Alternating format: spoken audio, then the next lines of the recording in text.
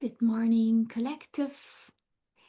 It's the morning of the new moon in Scorpio,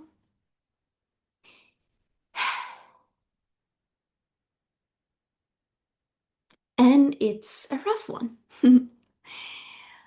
I haven't been doing any readings for a long time, and I think today is the day that we shall restart readings. And so I want to do a collective reading for the new moon in Scorpio. And if you want to know more about what this new moon is all about, you can follow some of my favorite astrologers. For example, Jessica Laniato. I think she's amazing. She brings a lot of the human rights and social politics stuff into astrology, which I think is really, really important. And she's also no bullshit, so I really love her. Um, Ricky Levine, of course, and yeah, some of the other amazing astrologers out there. I'm sure you can find them. Um, that will tell you more about it. I could go into it now, but I feel like starting this reading. So let's see what will come up. I will draw some oracle first and then go into the tarot and see what comes up. Um, what has come up for me over the last few days and especially last night, as I couldn't sleep at all. And I had a lot of flashbacks. Um,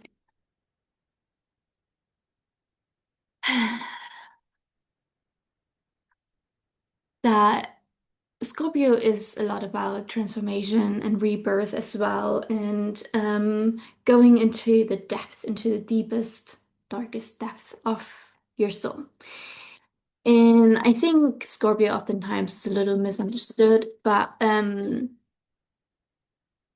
feel like uh, you know, it's really like this new moon, especially with Mercury that retrograded just back into Scorpio, and having so many other planets in very crucial and erratic degrees and so on. It's just, it is quite something. So I want to know, uh, what this new moon is here to teach us, what we are supposed to be um, shedding and leaving behind, and what we're supposed to be stepping into. So I'm using the Witch Oracle Woman in Total Control of your of herself by Angie Silence, and then I will use another oracle and tarot. Okay, let's see. Sometimes I like to read from the guidebook when I feel like it, so we will see if that comes up today um or if not. Because I feel like sometimes it brings up messages that we are supposed to be receiving that otherwise we wouldn't. And that's why. Okay, I'm gonna pull from Seasons of the Witch from the wonderful Lorianne Anderson and Juliet Diaz, the Beltane Oracle. Hope you can see it. Hmm, new camera, but it's not working as it should. Anyways, maybe that's a sign too. Mercury retrograde, isn't it? Okay, so let's see.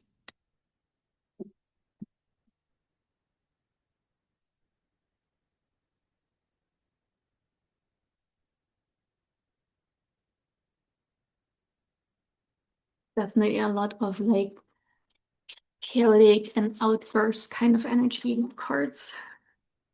They really like all over the place and jump out, but in big bulks.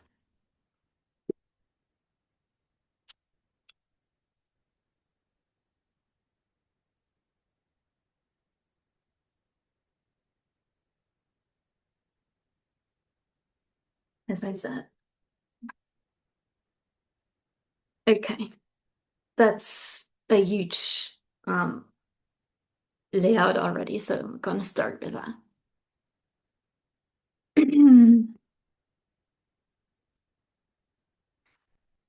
Okay, so for me, usually my readings are kind of like a progression. Um, and that's how I'm gonna read these. Unless during the reading something else comes up. Okay, so the first card we have is the Exile. Mm, well, so much to new camera. Okay, anyways, um, so with the Exile, uh, this is something that what I hear is that some of you will have to reach really deep or dig really deep during this new moon in Scorpio because you're going to have to release or let go of a part of you that you thought you already sent into the exile. But to do that, you have to go back there and revisit that part and that story and that experience and whatever the things surrounding it. And you will have to close that chapter. You will have to go and process it and really um, go back into the exile to reprocess everything and then be able to leave it there for good. And um,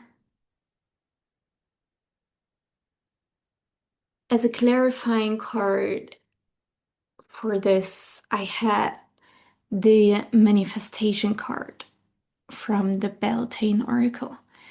And it says, sometimes they come as a breeze upon your fingertips. At other times, they dwell in the depth of your soul. It is a dance between you and spirit as the magic unfolds. And I feel like this really kind of describes what it is.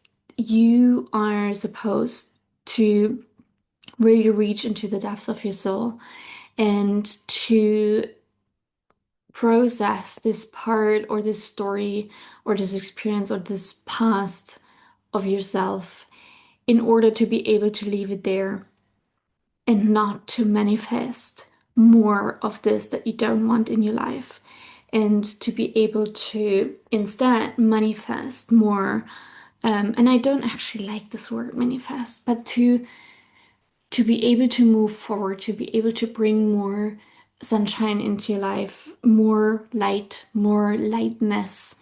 And then, which we can see here with the next card, um, the dancer and she's on this dance floor with a goat.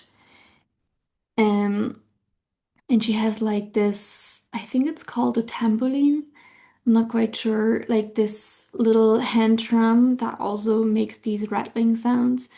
And she's barefoot. And to be able to feel light and free and dance as if nobody is watching when you're moving forward, this is your call to finally process and let go of the things that are dragging you down, that are keeping your soul heavy and dark and in a place where you're not wanting to be.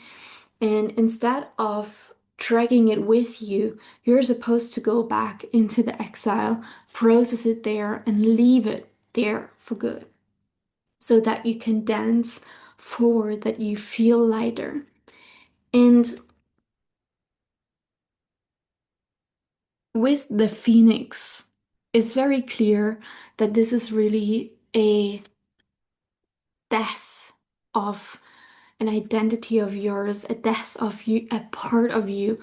And you got to be ready now. And I think it's your time. It's really the time to let this part of you die after you processed all of this. Whatever has happened, whatever story you carried, whatever baggage it brought to you, and to start rising from the ashes, and not in a traumatic way, maybe, but it can be a very quiet or uh, not silent, but a very subtle way. But it can also be a very traumatic way that you rise in fire, in a flame, and that maybe you burn shit down along the way. Um, and what I can hear is that it's time for you to step up for yourself, to step into this person that you have always supposed to be, but you didn't quite feel ready. You didn't feel like you were allowed to be this person. You felt like you always gonna be punished for it. And maybe this is still what's gonna happen. Like people are gonna leave your life, or they always gonna be rejecting you. They're going to bully you.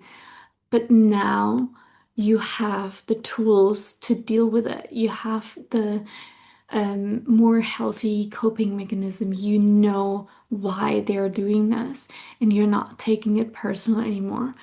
And you're not having to be the big person anymore, walking away from things that actually hurt you. You can stand up and hold people accountable. You can stand up and say, this is not right. You're not, you know, this is not how you can treat me. And I think one thing that comes up is also choose your battles wisely. Now is not the time to just jump into any battles and to just, um, deal with every shitty thing people throw at you because you're going to lose your energy and burn your energy really quickly.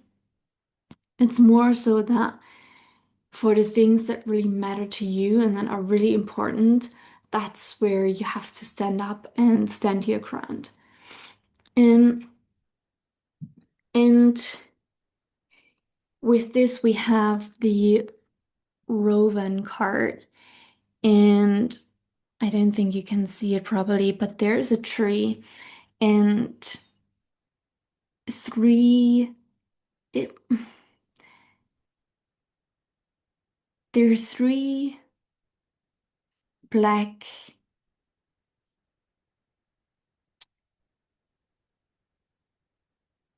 it looks like they're female animal type of figures crawling up the tree, but they still have human bodies, but they have antlers and white face.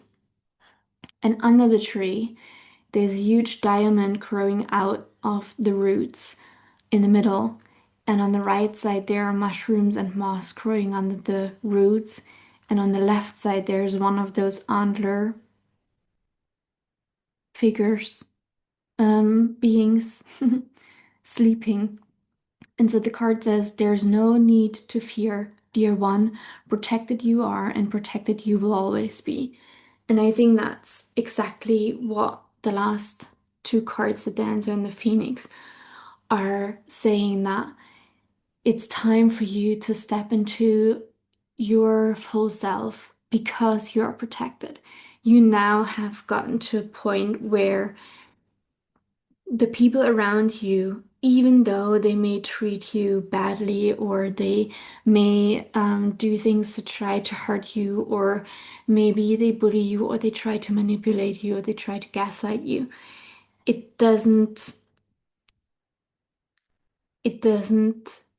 impact you anymore as much because now you are protected. You have gotten through so many dark things. You have gotten through so many um, difficult things. You went into the exile and back, and now you're gonna leave everything there, and you're able to rise from the ashes much brighter and stronger and much more resilient. And I don't mean this in this like toxic positive kind of way, but in a more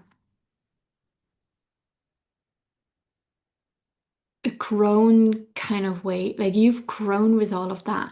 Not because you necessarily wanted to, but because you had to, of course. And yet, here you are, and you're able to step more and more into your full self. And it doesn't have to be a one moment kind of thing. It's not like now I'm here and it's my true full self, but it's a continuous process. It's literally like you're rising from the ashes and the fire is protecting you. And um, the next two cards, I feel like they're going together really well also from the images and from what the message is. So one is Sisterhood of Reciprocity, and the other one is called Vision. And you can see they're both like circles of women dancing together in nature. And um, the Sisterhood of Reciprocity for me says that you will find now finally people that are actually your people. And it doesn't have to be just women, but it may as well be a friendship circle of women or a group of women or something like that that you feel more connected with and that will help you to feel more safe and welcome, and that you can finally start creating real friendships with that are supportive and that are not based on the old toxic behaviors and patterns that you're used to from the people in your past, but instead they are based on a healthy, reciprocal relationship behaviors that people may or may not know. And really, it's like this supportive cheering for each other, holding each other accountable, and still being like friendly with each other and not like pushy or something, and understanding and compassion and just this friendship kind of love that you can't find really anywhere else.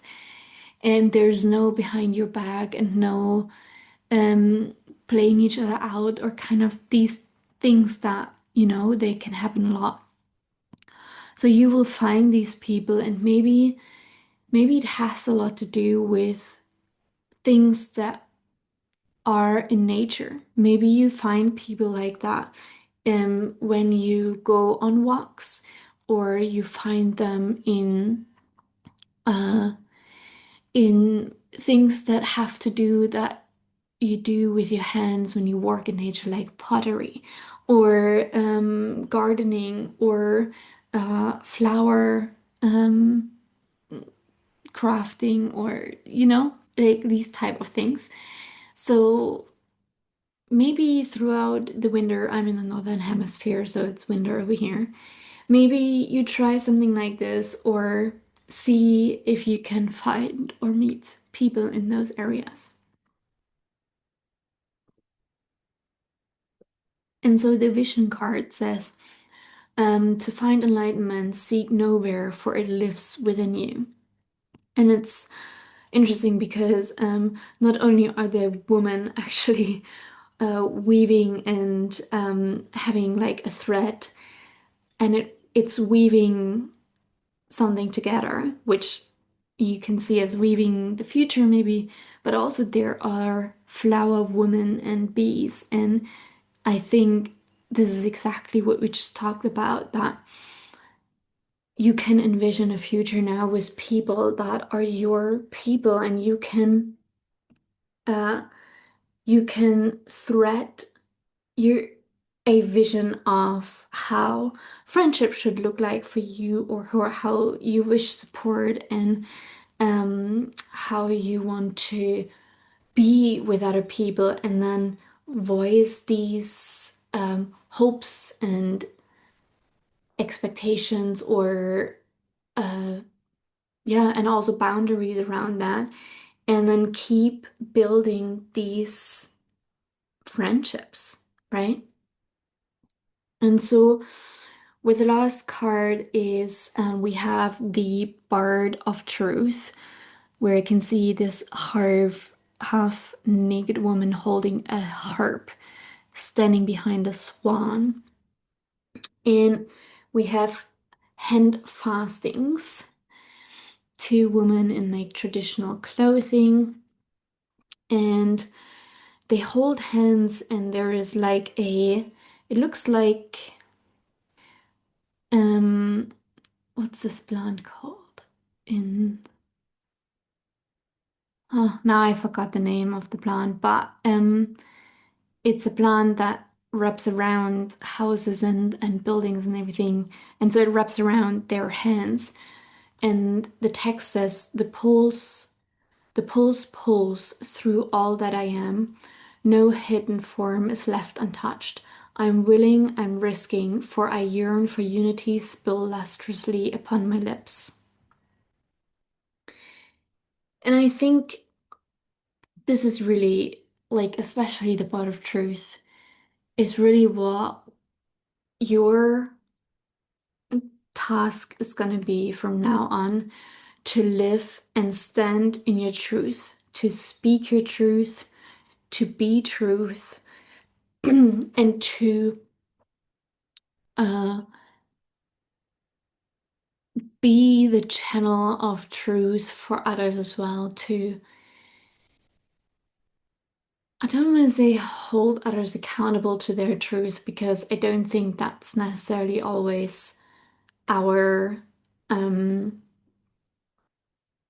responsibility, especially if people don't want that.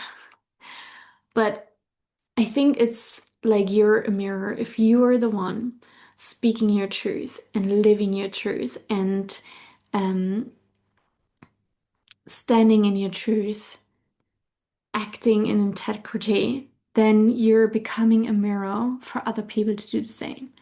And that also means that if they don't do that, um, and you are simply being the mirror in these situations, they, if they're ready, they will feel the call to reflect on themselves and to question whether or not they're living in their truth as well.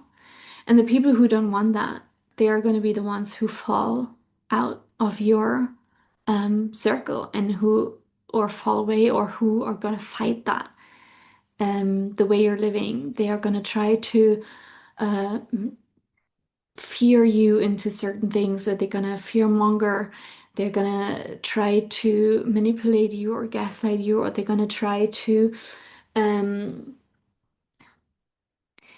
question you and, dim your light. That is, yeah. And so do not be afraid to risk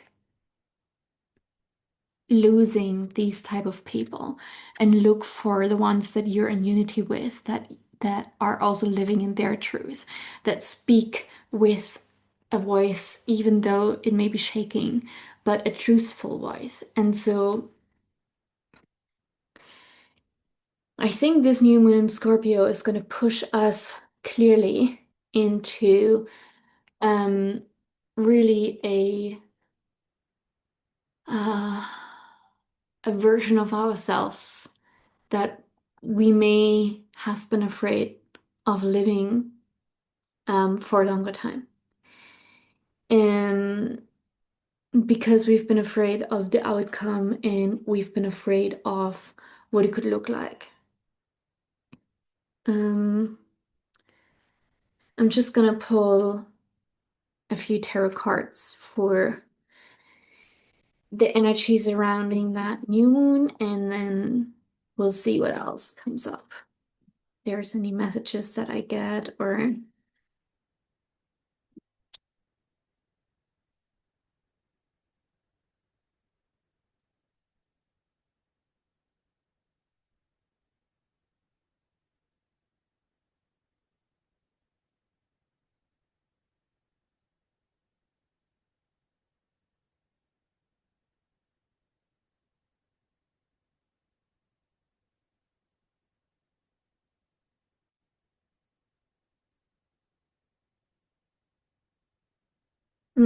okay.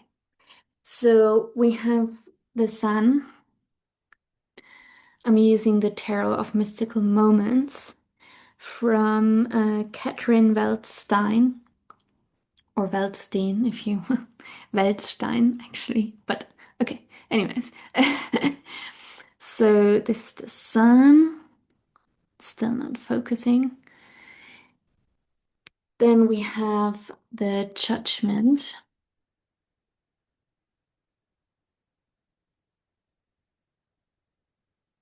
Then we have the Four of Cups. And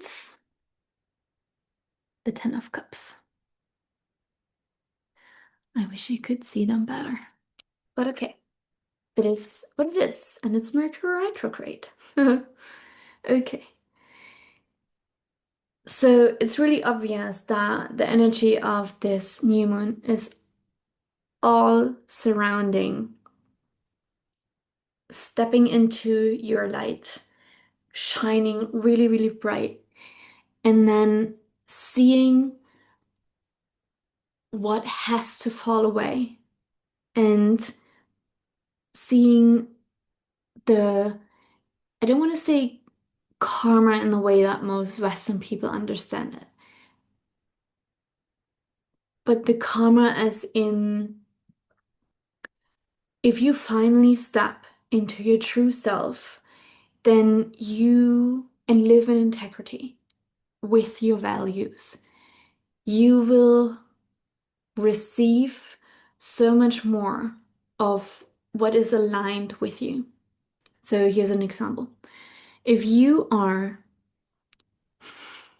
a racist, anti Semitic, anti Muslim, transphobe, homophobic, bigot, and you live in integrity with your values, and you spit out all of this bigotry online in your day to day, and you behave like the bigot you are, you will get and receive exactly what you put out there. And it's not, karma is not you like it's not a one on one kind of thing. It's not like you treat someone bad and then you get some bad things back. That's not really how karma works. The thing though is that karma is more of a, how do I describe that? It's almost like a bank account, right? So if you pay with your bank card in bigotry and in racism and in homophobia and in transphobia and in, all of these things on a daily basis, you're going into debt every single day. And at some point, you're going to have to pay the bill. And the bill is going to be huge. And if you don't have another bank account where you collect it,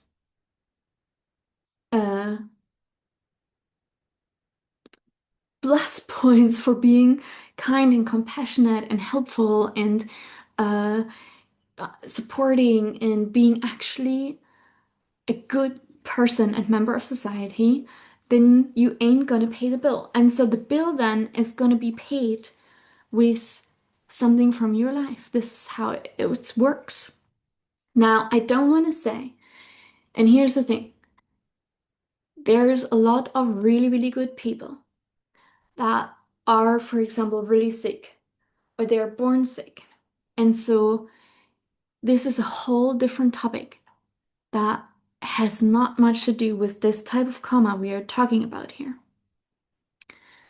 But for example, if you're a person who is really kind, really supportive, and kind just for the kindness sake, not to get something back, yeah, you help people when they need help. And I don't mean necessarily like huge things. I mean like, the grandma that is really slow and needs to go over the street and you help them over the street.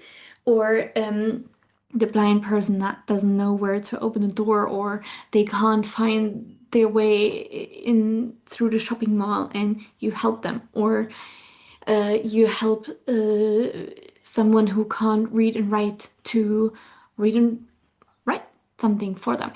Stuff like that, just really simple day-to-day things that kind people would do. And um that's not a lot to ask for, to be fair. Then if you do this all your life, even though maybe you have the biggest challenges and you're ridden with illnesses and like you have so much loss and trauma in your life, it will pay off at some point. And maybe it's not paying off the way you think or the way you believe it has to or the way you hope for it's going to pay off, but it's going to have to pay off because this is how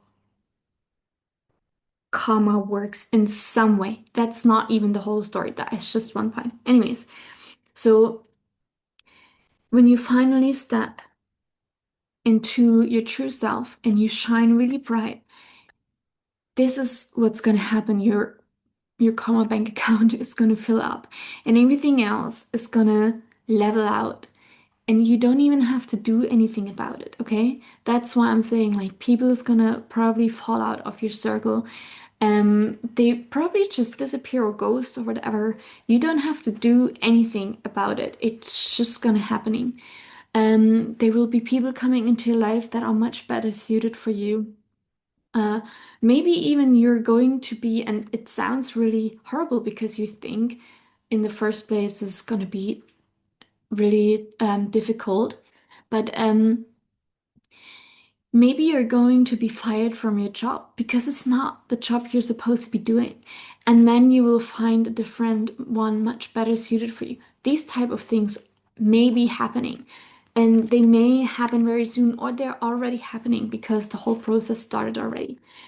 And so during the process, you may feel emotionally really drained and you're looking at all of the empty cups right in front of you and you think like, oh my God, I lost all of these people, I lost my job, I'm not having the life I want. But see the little, I think it's a duck that holds the umbrella over the woman because it's raining. Don't forget that all of this rain has to come so that all of your flowers can bloom, all your garden can bloom again, your garden can grow and can all the seeds that have been sown can finally break through the soil and grow and flower and bloom and bear fruit. This is the part that's going to be difficult, but hold on to that umbrella. Hold on to knowing that it's your light that's going to carry you through because at the end of the day, you're going to get to the 10 of the cups. You're going to get the life that you want, that you love, that you've always dreamed of, that you didn't even know you wanted or needed. You're going to get the life that you couldn't even imagine that is possible. And with it comes all of the fulfillment and comes all of the um, not only fulfillment, but also the knowing that finally you are in a place with yourself that is so um, peaceful. You are in peace with yourself, and you will finally be at home with yourself. This is gonna be at the end of this whole process where you're gonna land at home with yourself. And I think this is most likely the best possible outcome. And now, don't get me wrong, this is not gonna all happen with this one new moon. Um, but this is the start of this process, and I feel like it's gonna be um quite cathartic, but at the end, it's all gonna be worth it. If you like this reading, let me know. If you want readings for something specific, let me know in the comments. I'm gonna restart doing readings. I'm really excited, and um, I hope you like my readings. I hope you have a wonderful day, and yeah, I see you next time whenever I'm called to do a reading. Hopefully sooner rather than later.